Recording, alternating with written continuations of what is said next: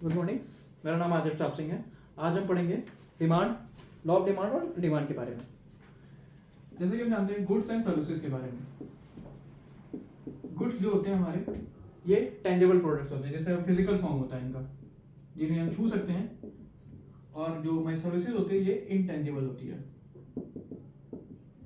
जो हमारे गुड्स होते हैं ये ओन बाय समवन हो सकते हैं, इसे कोई ओन कर सकता है, लेकिन इसे कोई ओन नहीं कर सकता, कांट ओन। गुड्स में हमारे आगे जितने भी फिजिकल हमारे पास, जैसे मान लीजिए टीवी हो गया, या फिर आपका टीवी हो गया, बॉक्स हो गया, या कोई भी फिजिकल फॉर्म में कोई भी एंटिटी आपका हो गया। सर्विसेज होती हैं जैसे कि एजुकेशन, जो किसी कंपनी को आपका कोई रॉ मटेरियल है, आपने उन्हें दिया, उसके बाद उन्होंने कोई सर्विसेज आपको प्रोवाइड की, जैसे कि एजुकेशन की प्रोवाइड की, हेल्थ फैसिलिटीज प्रोवाइड की, तो ये हमारे सर्विसेज में आ जाते हैं। अब बात करते हैं टाइप्स ऑफ गुड्स। अगर हम गुड्स की बात करें तो पहला गुड्स अगर हम बात करें तो सब्स्टिट्यूशन गुड्स होते हैं। सब्स्टिट्यूशन गुड्स क्या होते हैं? जैसे कि इसका बेस्ट एग्जांपल हमारे पेप्सी या Coca Cola, Pepsi and Coca, ये दोनों ड्रिंक प्रोडक्ट्स हैं हमारे, ठीक है। अब मान लीजिए नॉर्मली एक जो हमारी बात होती है मार्केट में, जनरली जो हमारे सोसाइटी में है कि जो प्राइस होता है वो इनवर्सली प्रोपोर्शनल होता है डिमांड के। जब किसी भी चीज की प्राइस ज्यादा होती है तो उसकी डिमांड लोग कम खरीदते हैं, लेकिन जब उसकी प्राइस घट जाती है तो उसके अचानक से उसकी डिमांड बढ़ जाती है और लोग कहते हैं कि उसको ज्यादा हम लोग अपने पास रख लें। जैसे वेजिटेबल्स की बात कर लीजिए, अगर प्याज है, प्याज की अगर प्राइस बहुत ज्यादा है तो उसकी डिमांड लोग कम खरीदेंगे उसको, तो उसकी डिमांड कम हो जाएगी। वैसे ही जब उसकी प्राइस जब कम हो जाता है, जब मान लीजिए पहले 100 रुपए था तो डिमांड कम हो गई, अब उसकी हो गया कि 20 रुपए किलो हो गया, तो डिमांड अब लोग क्या है कि उसे कलेक्ट करेंगे, उससे ज्यादा उसकी ज्यादा डिमांड हो जाएगी मार्केट में। वैसे ही पेप्सी कोका कोला, मान लीजिए पेप्सी की जो प्राइस है वो 10 रुपए है और कोका कोला की 10 रुपए है। आफ्टर सम टाइम पेप्सी की जो प्राइस है वो बढ़ के 20 रुपए हो गई। यहाँ पे इसका प्राइस बढ़ गया कमोडिटी का, ए, इसे हम ए मान लेते हैं, इसे हम बी मान लेते हैं और कोका कोला का प्राइस 10 है। अब लोग क्या करेंगे, जैसे कि इनकी प्राइस ए का बढ़ गया तो लोग अब जाएंगे कोका कोला, सीधी सी बात है, हम लोग सस्ते पे जो कम प्राइस का है उस पे जाएंगे। कम प्राइस पे गया तो अचानक से इसकी डिमांड बढ़ जाएगी, तो क्या हुआ, यहाँ पे ए का प्राइस जो है वो इन्फ्लुएंस कर रहा है बी के डिमांड को, डिमांड ऑफ बी। तो यहाँ पे जो रिलेशन आता है वो डायरेक्टली प्रोपोर्शनल आता है, या डायरेक्ट रिलेशन या पॉजिटिव रिलेशन बोला जाता है एक कम्युनिटी ए का बी की डिमांड के ऊपर। ये है हमारा सब्स्टिट्यूशन, ठीक है। Second is Pepsi and Coca. Second हम बात करें तो पता है कॉम्प्लीमेंट्री।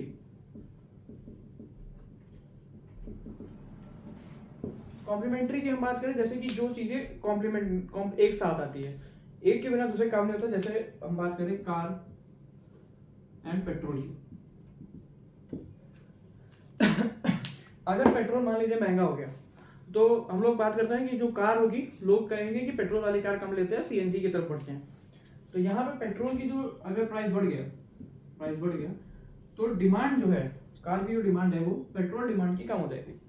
और वही चीज अगर इसका प्राइस अगर बढ़ गया, जैसे कार का प्राइस तो ऑब्वियसली नेसेसिटी में आता है तो उसकी प्राइस ज्यादा ही होता है, लेकिन यहाँ पे जो पेट्रोल का प्राइस है वो इसको इफेक्ट करता है।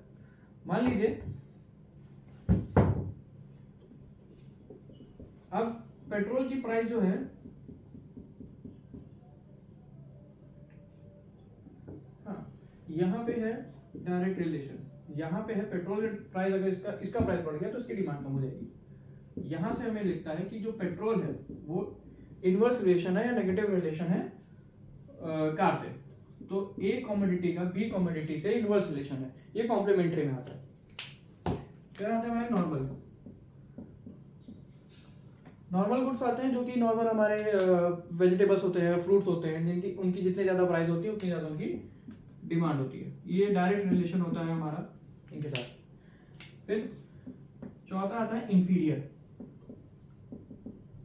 गुड्स का जो रिलेशन होता है वो इनकम के हिसाब से होता है। मान लीजिए जिसकी हमारी इनकम बढ़ गई, आपकी इनकम बढ़ गई, तो आप सस्ते सामान नहीं लेंगे, ठीक है।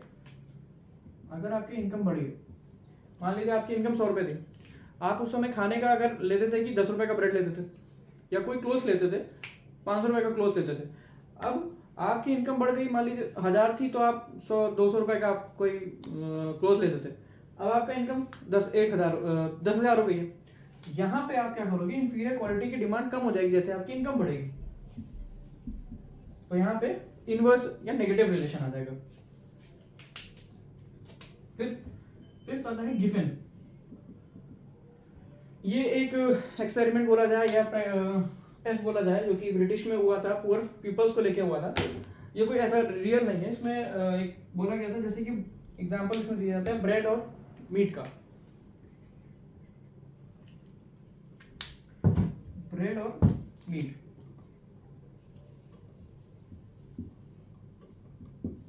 अब आ लीजिए यहां पे, मान लीजिए प्राइस है, ब्रेड की प्राइस अगर बढ़ गई, अगर ब्रेड की प्राइस बढ़ गई, जो पुअर पीपल होते हैं वो क्या करते हैं कि आपके पास 30 रुपए है, ठीक है, 10 रुपए का अगर आपका ब्रेड है और 20 रुपए का आपका पास मीट आ रही है, अगर ये 10 रुपए 15 रुपए का हो जाए तो नॉर्मल आदमी यही सोचेगा कि जो महंगी हो रही है उसको ही हम ले लेते हैं, मीट पे नहीं जाएंगे। तो यहाँ पे क्या होगी, ब्रेड की डिमांड जो होती है वो बढ़ जाएगी, ठीक। अब मान लो आपकी जो इनकम है वो कम हो गई, ये जो ब्रेड का प्राइस है ये कम हो गया, ये 5 रुपए का हो गया। अब क्या, वही जो यहाँ पे 20 रुपए देता था, ठीक है, प्राइस यहाँ पे कम हुई ब्रेड की, वही जो यहाँ पे 20 रुपए आप मीट के लिए आप देते थे, आप सोच रहे हो कि आपको पास ज्यादा पैसा आ रहा है तो आप 25 रुपए दोगे मीट में। तो यहाँ पे मीट की जो डिमांड है वो बढ़ गई और ब्रेड की डिमांड घट गई, ठीक है, ब्रेड की डिमांड घट गई। इससे रिलेशन आया जो हमारा जो प्राइस और डिमांड का जो रिलेशन है वो डायरेक्ट या पॉजिटिव है, ठीक है। सब्स्टिट्यूशन, पेप्सी या कोको कोला, पेप्सी की अगर प्राइस बढ़ेगा तो कोको कोला की डिमांड जो है वो घट जाएगी, वो पेप्सी की बढ़ रही है तो कोको कोला की डिमांड बढ़ जाएगी।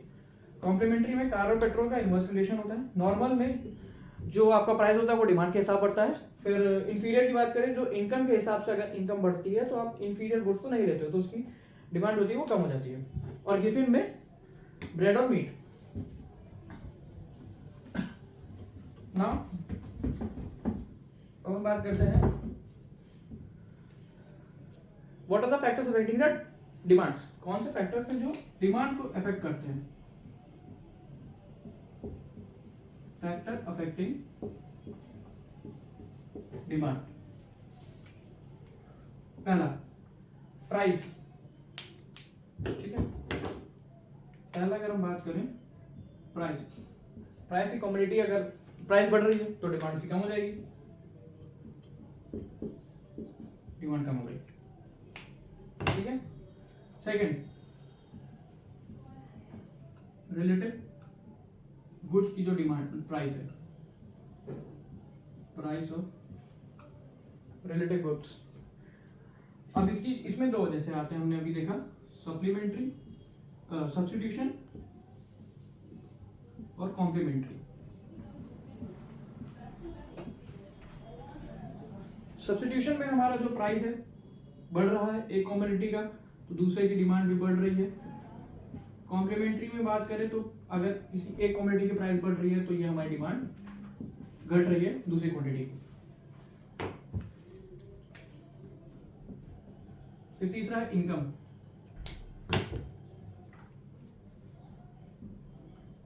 इनकम हमारा आता है इंफीरियर गुड्स और गिफिन गुड्स।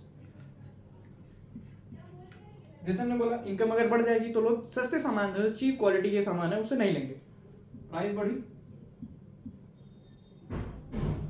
डिमांड इसकी कम हो गई। गिफिन में हमने बात की प्राइस बढ़ी डिमांड बढ़ जाएगी, ठीक।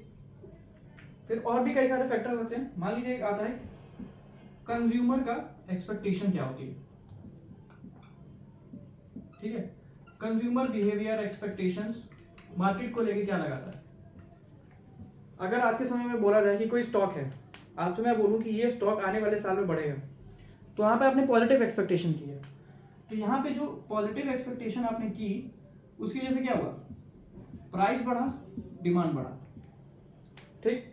अब मैं बोलूँ कि उसकी डिमांड जो है फ्यूचर में घट जाएगी, यहाँ पे नेगेटिव एक्सपेक्टेशन थी, तो जो प्राइस है घटी तो डिमांड भी घट गई, डायरेक्ट रिलेशन हो गया।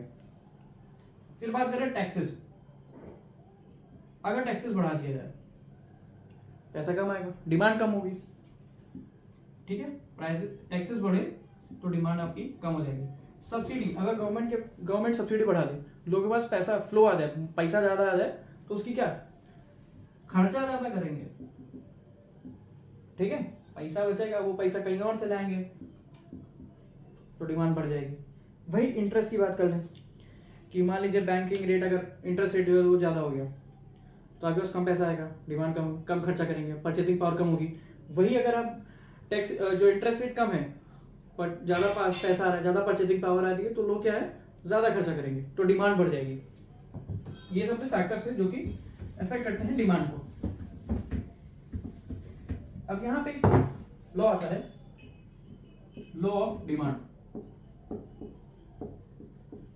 लॉ ऑफ डिमांड कहता है कि जो प्राइस है वो इनवर्सली प्रोपोर्शनल है डिमांड के, अगर अदर फैक्टर्स को हम कांस्टेंट रखेंगे, ठीक है। लेकिन जैसे वही बात हो गई, प्याज है, प्याज का 100 रुपए का है तो उसकी डिमांड कम हो जाएगी, लोग कम प्याज खरीदेंगे। लेकिन प्याज भाई 20 रुपए का हो गया तो लोग क्या करेंगे, उसकी डिमांड बढ़ जाएगी। ये तो जनरल है, लेकिन कभी कभी होता है, कुछ एक्सेप्शंस भी होते हैं। लॉ ऑफ डिमांड में क्या क्या एक्सेप्शंस है, मान लीजिए गोल्ड है, जैसे हम देखते हैं कि गोल्ड के प्राइस कम नहीं हो रहे, लोग उसे खरीद रहे हैं, लोग उसकी डिमांड बढ़ती जा रही है, प्राइस बढ़ती जा रही है लेकिन डिमांड कम नहीं हो रही। ये हमारी कंस्पिक्यूअस गुड्स में आ जाता है जिनकी डिमांड बढ़ती ही जाएगी, ठीक है। यहाँ पे लॉ ऑफ डिमांड फॉलो नहीं कर रहा, प्राइस बढ़ रहा है, डिमांड बढ़ रहा है, गोल्ड हो गया, डायमंड हो गया, प्लैटिनम हो गया, सिल्वर हो गया, ठीक है। फिर आते हैं गिवन गुड्स आते हैं हमारे।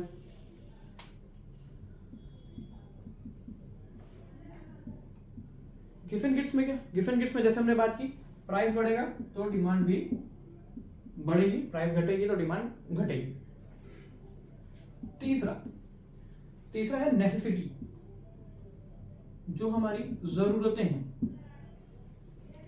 मान लीजिए आप कोई सामान ले रहे हैं, फल खरीद रहे हैं, वेजिटेबल खरीद रहे हैं, जो भी खरीद रहे हैं, आपके काम की है, तो आपकी जरूरत है वो टीवी हो गया, इलेक्ट्रॉनिक्स हो गया, एसी हो गया, फ्रिज हो गया, इनकी प्राइस बढ़ ही रही है, ठीक है। इनका डिमांड से कोई रिलेशन नहीं है कि इनकी डिमांड आपकी कम हो रही है तो इनकी प्राइस कम हो जाएगी। तो यहां पे भी आपका इसको फॉलो नहीं करता लॉ ऑफ डिमांड को। फिर आता है लग्जरी प्रोडक्ट्स, जो अमीरों के पास होते हैं, उसकी प्राइस बढ़ती रहती है और डिमांड भी बढ़ती रहती है। एक आता है टेस्ट एंड प्रेफरेंसेस। अच्छा, टेस्ट एंड प्रेफरेंसेस की बात करें, जैसे अगर कोई चीज आपको अच्छी लग रही है तो उसकी ऑफ कोर्स डिमांड बढ़ेगी, लेकिन उसमें कुछ और भी होते हैं जो लोग जानबूझ के उसको बढ़ा देते हैं, बैंड ओवन होता है। जैसे कि मान लीजिए कोई लग्जरी लोग हैं, इसमें दो तरह के लोग होते हैं कि वो कुछ लोग तो अपने लग्जरी आइटम्स की डिमांड को तो बढ़ा ही देते हैं, ठीक है। कुछ लोग होता है कि देखा देखी के चक्कर में जब ब्रांडिंग होती है, ठीक है, बैंड वेगन इसे कहते हैं, ब्रांडिंग होती है कि मान लीजिए कोई सेलिब्रिटी है, उसने ये यूज किया, अब उसने ये जो यूज किया तो दूसरा वाला जो है कि मान लीजिए कोई एक्स कंपनी का उसने कोई प्रोडक्ट यूज किया, उसकी डिमांड वो बढ़ा दे रहा है, जो दूसरा है ड्यू टू जेलेसी वो दूसरे प्रोडक्ट की डिमांड बढ़ा देगा कि उसके पास ये है, या तो मैं भी ये यूज करूंगा, या तो उसके पास एक्स प्रोडक्ट है तो मैं भी एक्स प्रोडक्ट यूज करूंगा। इसकी वजह से क्या होगा, डिमांड जो है वो बढ़ जाएगी, ठीक है। ये है exceptions of law of demand. यहां पे एक इलास्टिसिटी आती है, मॉडुलस ऑफ इलास्टिसिटी की हम बात करें, या इलास्टिसिटी ऑफ डिमांड आती है, ठीक है। इलास्टिसिटी ऑफ डिमांड, ये डिमांड का रिस्पॉन्स बताती है। अगर हम बात करें चेंज इन डिमांड, ठीक है, change in demand by change in price, ये रिस्पॉन्स होती है कि जितना प्राइस आपका चेंज हुआ है उस पर डिमांड का क्या रिस्पॉन्स है, वो बताते हैं इलास्टिसिटी ऑफ डिमांड। ये अलग अलग होते हैं, जैसे अगर ई का, अगर इसको आप सॉल्व करोगे तो ये D by delta P equals to P into Q. अगर इलास्टिसिटी आपकी 1 आ गई, तो यूनिटी है डिमांड में कोई चेंज नहीं हो रहा है। इलास्टिसिटी आपकी ग्रेटर देन 1 आ गई, लेस देन 1 आ गई, तो लेस चेंज हो रहा है आपके डिमांड में, वो इनइलास्टिक बोल सकते हो। ग्रेटर देन 1 है तो इलास्टिसिटी इसकी बढ़ गई, मोर इलास्टिक है ये प्रोडक्ट्स, ठीक है। एक परफेक्टली इलास्टिक होता है, परफेक्टली इलास्टिक, इसमें जो आपकी इलास्टिसिटी होती है वो इन्फिनिटी होती है, ठीक है। और एक परफेक्टली इनइलास्टिक होता है, ये 0 होता है, ठीक है। चेंज जो हम बात करते हैं, डिमांड में जो चेंज है ये कई फैक्टर्स के ऊपर डिपेंड करता है, ठीक।